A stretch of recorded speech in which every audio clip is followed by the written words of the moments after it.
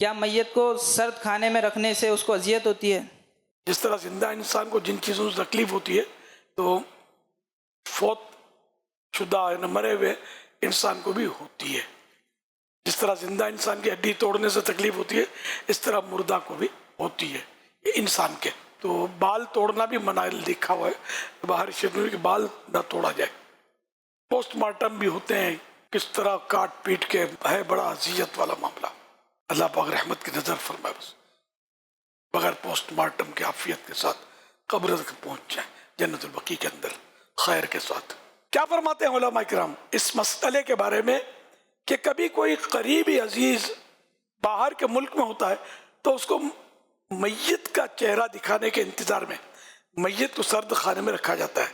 اور بعض اوقات لاوارث لاش سرد خانے میں رکھی جاتی ہے یا مقتول کی لاش یعنی جو جس کا مرڈر ہوا ہو قتل ہوا ہو اس قتل کیے ہوئے کی لاش رکھی جاتی ہے. ان تمام صورتوں میں میت کو سرد خانے میں رکھنا کیسا ہے؟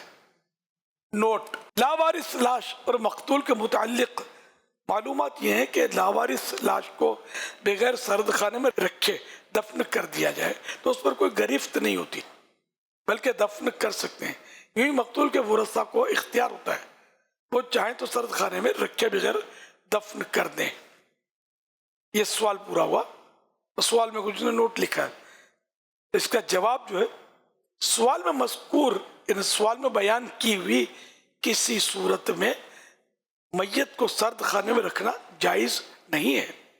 تفصیل اس میں یہ ہے کہ جس چیز سے زندہ کو تکلیف ہوتی ہے اس چیز سے مردہ کو بھی تکلیف ہوتی ہے اور جس طرح زندہ کو بلا وجہ شرعی تکلیف دینا جائز نہیں ہے اس طرح مردے کو بھی بلا وجہ شرعی تکلیف دینا جائز نہیں.